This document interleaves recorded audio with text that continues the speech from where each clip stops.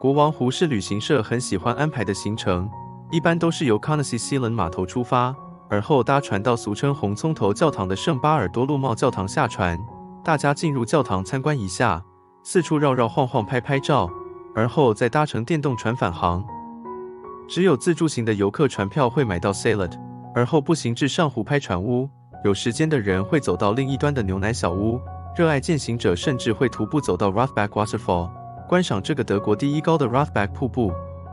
这几段路线会给人不同的感受，若是时间及体能允许，建议利用一天的时间走完全线，感受临近山川湖泊健行的美妙体验。步行的话，漫步于上湖湖岸步道，边走边欣赏如镜倒映如梦似真的美丽景色，走到牛奶小屋喝杯纯净鲜乳，再折返。若仅搭船到 Sealand 步行20分钟，拍摄几张上湖必拍的完美照，那就真得可惜了。倘若对于国王湖的印象仅止于湖水很干净，船长到了回音谷会出来吹小喇叭，而后终点有一座教堂，这样仅见识到国王湖的一小点而已，您就真的亏大了。但这就是旅行社的操作。湖面积与国王湖相比上湖小多了，交通与国王湖相比上湖更是不方便，甚至有大半年的时间上湖不被允许进入。闭锁期是为了游客安全，地方小方的容易亲近，请大家把握每年开放进入的时间，找个时间亲身体验国王湖地区的真善美，不要只是搭船路过而已哦。抬头就可以看到 Rothbach Waterfall， 远远的如一缕白丝挂在陡峭山壁上，单趟需要 1.25 小时，来回加上拍照停留出估3个小时。既然刚开始起步，时间也还在允许范围，那大家就安步当车慢慢走，近身自然环境之中，好好欣赏沿途美丽风景。贝希特斯加登国家公园内的路径指标，无论是新特湖、魔法森林或是鹰巢等都是一样，指标上会以颜色表示路径的困难度。在 Sealand 码头下了电动船，再花20分钟的时间走到上湖，见到船屋即代表已达上湖了。此时与这栋老旧的船屋合照，几乎已成为大家到上湖必拍的完美照了。立于船屋旁，视线直接穿越上湖，可以见到坐落在湖边的牛奶小屋。接下来的行程就是开始沿着湖岸步道，边走边欣赏美丽的湖水，抱持愉快的心情漫步走到对面了。上湖边的湖岸步道偶有起伏，但其实都还算是平缓好走，路面都有铺设白色碎石并碾压平整，所以几乎很少有泥泞的状况，可见德国人对此简单事情的用心程度。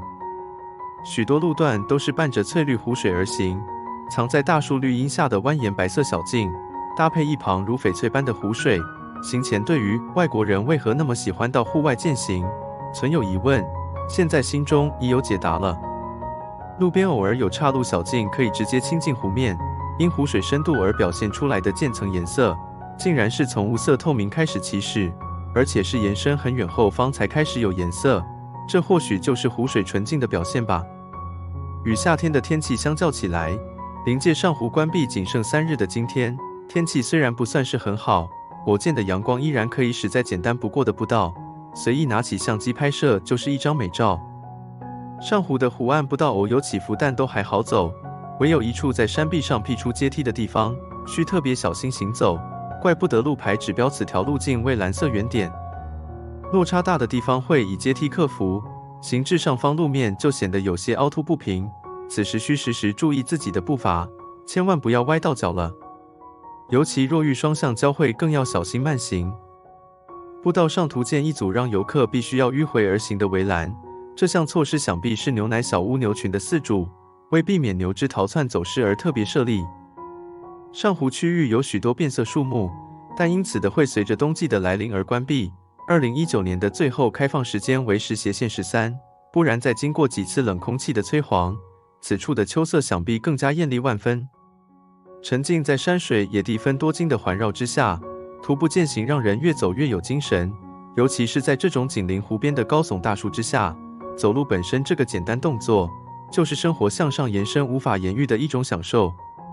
渐渐的牛奶小屋已越来越清晰了，躺卧在湖面的船屋亦在不远处，绕行上湖的健行路段应该即将结束了。上湖两端各有一处完美打卡的景点，一处是方才位于上湖入口处的船屋，另一个就是处于上湖尾端地这块石头。立于上湖尾端地这块石头上往回拍，可以将上湖的景色全览于画面之中。夏季水量较大，湖面较高，这块石头有时仅露出部分石面，想拍这样的照片，可能还要小心踩水过来哦。再往前行就是牛奶小屋，若是累了可以先去休息一下再出发，但我们决定花30分钟先去 Rothbach Waterfall， 而后回程再到牛奶小屋休息。朝向 Rothbach Waterfall 的方向前进，前面有一大段路几乎都是上坡且无树荫，还好到访日的天气没有太好，阴阴的天气反而让我们走得更舒服。虽然从国王湖 Conacy Sealand 码头出发，至此时间已过了约3个小时，但空气好，环境佳，天公又作美的条件下，走起来似乎不会有什么累的感觉。回望下方的牛奶小屋，也是蛮多人直接到此休息。Fiskangalom 小屋是上湖唯一的补给休憩站，屋内贩售的鲜甜牛奶是大家必买必喝的饮料，也有提供德国当然必备的啤酒和简单餐点。直接先到牛奶小屋休息的游客，喝完牛奶营养补充完毕，可以走屋后的这条小径上山，直攻 Rothbach Waterfall。不过这条小径靠近小屋处满布牛粪，走起来可是要特别小心，误触地雷。湖边路标指示到 Rothbach Waterfall 为30分钟，但因上坡与回望拍照的因素，会让大家的时间大幅延后，时间就当作参考就好。大片山坡绿地里藏着一座木质小屋，临着碧绿湖水旁的却是一头头的乳牛，牛只缓步吃着地上的仙草，随着嘴巴咀嚼，头部摆动，颈上悬挂的巨大牛铃因此划破空寂，让眼前的景色顿时热闹了起来。从牛奶小屋开始的步道路面，不像前面的践行路面有经过整理，偶尔还有天然有机的牛粪挡路，小径完全就是泥土裸路，若遇下雨湿滑，可能就不是那么好走了，故有人建议于此徒步践行，最好随身携带登山杖以立行走，带与不带就看每个人的体能与状况了。